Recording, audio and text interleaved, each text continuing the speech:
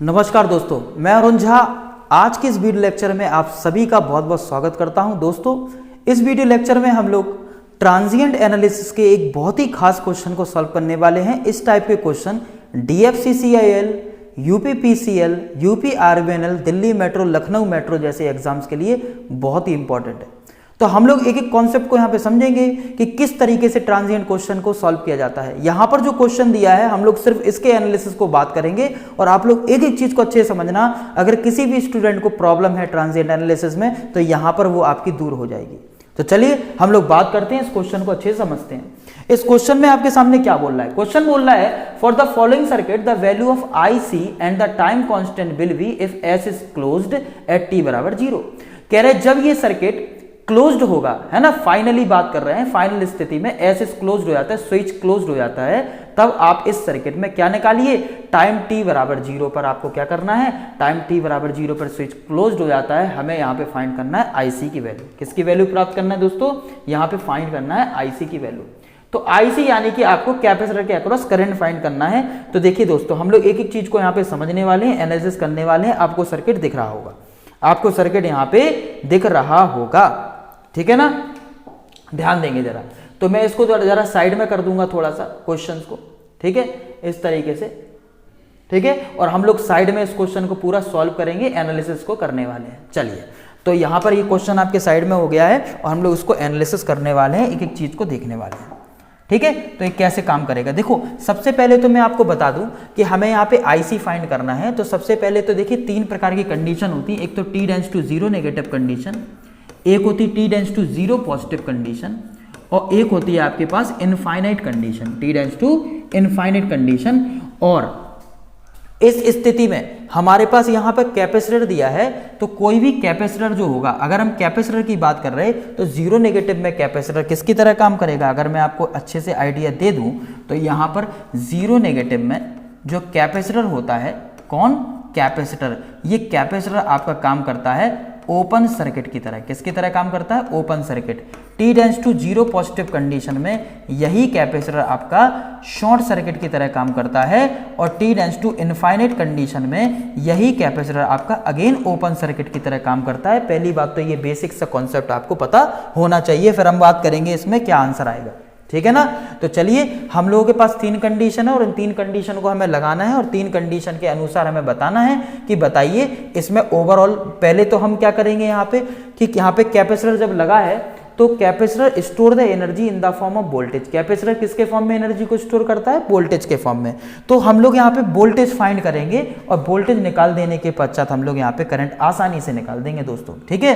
तो 0 नेगेटिव की बात कर रहे हैं। 0 नेगेटिव में इसका स्विच अगर बनाया जाए तो सर इसका स्विच कैसा बनेगा? सर इसका स्विच कैसा बनेगा? तो देखिए आपका स्विच कैसा रहेगा? ये ओपन, क्योंकि 0 नेगेटिव में ये कैसा है? ऑपरेट नहीं होता, इसमें बोला गया है ना। ये इस तरीके का इसका सर्किट बन जाएगा। 1 ओम है, ये 1 ओम है, इस तरीके से ये बन गया।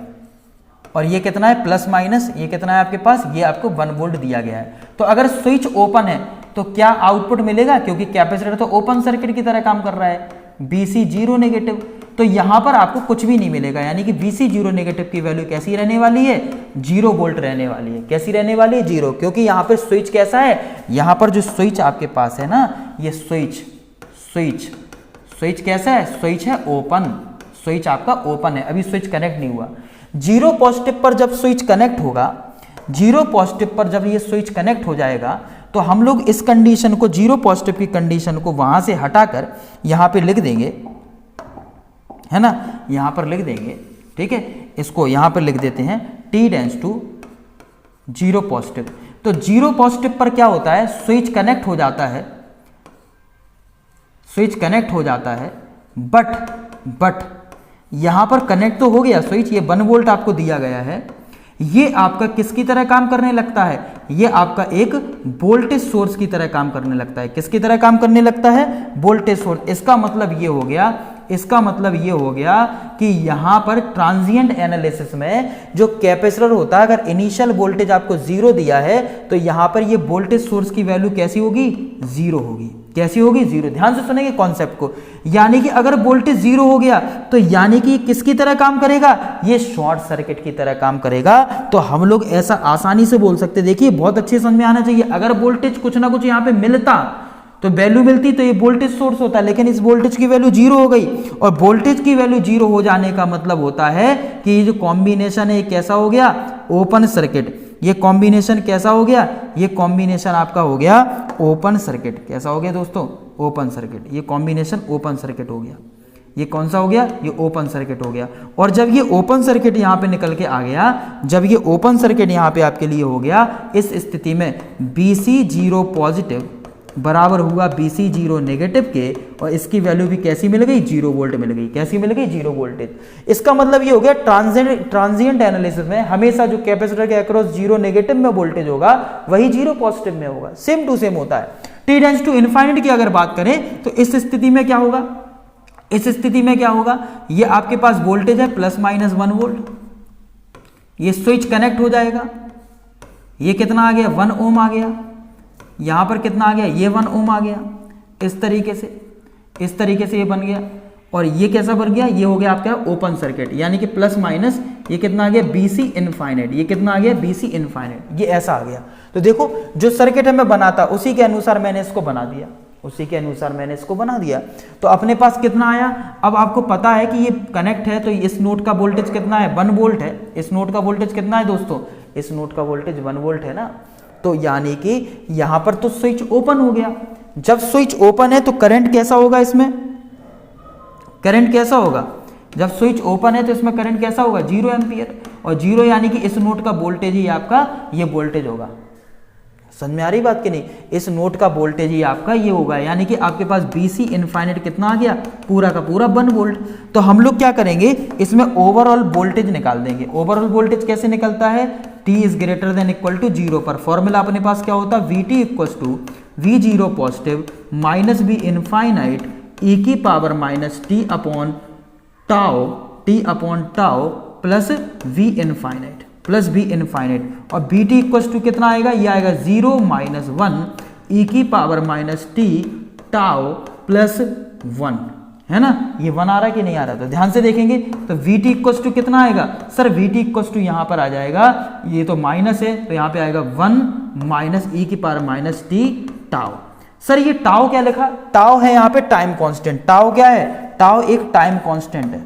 क्या है, टाइम कांस्टेंट। तो ये तो अपने पास वोल्टेज की वैल्यू निकली है, हमें तो करंट निकालना है। ध्यान से सुनेंगे, ध्यान से सुनेंगे। तो देखिए हमेशा जो टाइम कांस्टेंट की बात कर रहे हैं, ध्यान से सुनेंगे। हम लोग इसको थोड़ा सा शिफ्ट करते हैं ऊपर की तरफ, ठीक है। तो क्वेश्चन तो आपको आ ही गया समझ में, ठीक है। टाइम कांस्टेंट की बात कर रहे हैं तो स्टेडी स्टेट में बात करेंगे। किस में बात करेंगे, स्टेडी स्टेट में। टाइम कांस्टेंट हमेशा स्टेडी स्टेट में निकलता है। और स्टेडी स्टेट में सर्किट आपका कैसा बनेगा, स्टेडी स्टेट में सर्किट बन जाएगा। ये स्विच पूरी तरीके से कनेक्ट हो जाता है। ये आपके पास 1 ओम है ना, और ये आपके पास 1 ओम है इस तरीके से। और ये वोल्टेज सोर्स जो है एक शॉर्ट सर्किट की तरह काम करता है। जब भी किसी सर्किट में हम लोग क्या निकालते हैं, इंपीडेंस निकालते हैं, रेजिस्टेंस निकालेंगे, तो हम लोग क्या निकालेंगे, यहाँ पे रेजिस्टेंस निकालते हैं। तो यहाँ पे टाइम कांस्टेंट क्या होता है, टी या टाउ, जैसे हम बोल रहे हैं R equivalent into C equivalent. मतलब एक आरसी सर्किट है, इसका टाइम कांस्टेंट आरसी होता है। तो आर की वैल्यू क्या होगी, सी की वैल्यू तो आपको दी है 1, यहाँ पे सी की वैल्यू तो कितनी है 1 फैरेड, 1 फैरेड है कि नहीं, इनटू आर की वैल्यू क्या होगी। तो आप देखेंगे, अगर इसको आप ध्यान से समझें, ध्यान से देखें, तो ये आपका पूरा का पूरा शॉर्ट हो गया। क्या सा हो गया, शॉर्ट। तो पूरा करंट यहाँ से निकलेगा, यानी कि इस 1 ओम से कोई भी करंट नहीं जाएगा, तो यहाँ से करंट निकलेगा। यानी कि आर इक्विवेलेंट की वैल्यू कितनी आएगी, आर इक्विवेलेंट की वैल्यू आएगी 1 ओम। कितनी आएगी, 1। तो 1 × 1 कितना हो गया अपने पास, 1 सेकेंड। कितना हो गया ये, 1 सेकेंड। इसका मतलब क्या हुआ सर, इसका मतलब ये जो 4 ऑप्शन है ना, 1 और 1 सेकेंड, बी और सी में से कोई करेक्ट आंसर होगा। यानी कि अपने पास आंसर कौन सा नहीं होगा, ए नहीं होगा, और आंसर कौन सा नहीं होगा, डी नहीं होगा। कौन सा होगा, बी या सी में से होगा। यानी कि टाइम कांस्टेंट ये तो मिल गया। सर अब ये बताइए करंट कितना आएगा, है ना। चलो ध्यान से समझना। तो फॉर्मूला क्या होगा, आई बराबर सी dv/dt, है ना, dv/dt। सी कितना है 1, डिफरेंशिएशन आप कर देंगे किसका, बी का। कितना आएगा 1 - e की power minus T by tau. कितना है यहाँ पे 1 हो गया, है ना। तो यहां पर जैसे ही आप डिफरेंशिएशन करेंगे 1 का कितना आएगा 0, इसका कितना आएगा -1 और e की पावर -t। तो हमारे पास कितना निकल के आ गया, ये माइनस माइनस प्लस हो जाएगा, e की पावर -t निकल के आ गया। इसका मतलब सर, इसका मतलब ये हुआ कि आपको जो टाइम कांस्टेंट निकालना था, कैपेसिटर यानी कि करंट निकालना था, तो कैपेसिटिव करंट कितनी निकल के आ गई, e की पावर -t एम्पियर, e की पावर -t। तो e की पावर -t यानी कि कौन सा option, option C will be your right answer. तो यहां पे अपने पास कौन सा सत्य होगा, option C will be your right answer. तो यहां पर C option will be your correct answer, C option यहां पे बिल्कुल करेक्ट हो जाएगा। ठीक है, तो हम लोग इस तरीके से इस क्वेश्चन को डील कर लिया दोस्तों आसानी से। ठीक है, तो इसको आप लोग नोट कर लेंगे कॉपी में। बहुत ही शानदार क्वेश्चन था, बहुत ही बढ़िया ट्रांजिएंट एनालिसिस का क्वेश्चन था।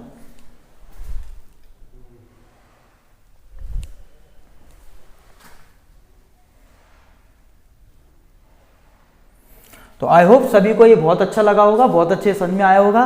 नेक्स्ट वीडियो लेक्चर में हम लोग नेक्स्ट एक बहुत ही शानदार क्वेश्चन लेके आएंगे, उसकी भी चर्चा करेंगे। इस तरीके से रैंडमली हम लोग क्वेश्चन डेली लगाते रहेंगे और आप लोग मेरे साथ जुड़े रहिएगा। चैनल को सब्सक्राइब जरूर कर लीजिएगा ताकि आपको सारी चीजें अप टू डेट मिलती रहें। ओके दोस्तों, नमस्कार, शुक्रिया, आदाब, जय Hind. If you like this, subscribe the channel, share the video. नमस्कार, शुक्रिया, आदाब, जय हिंद, थैंक यू।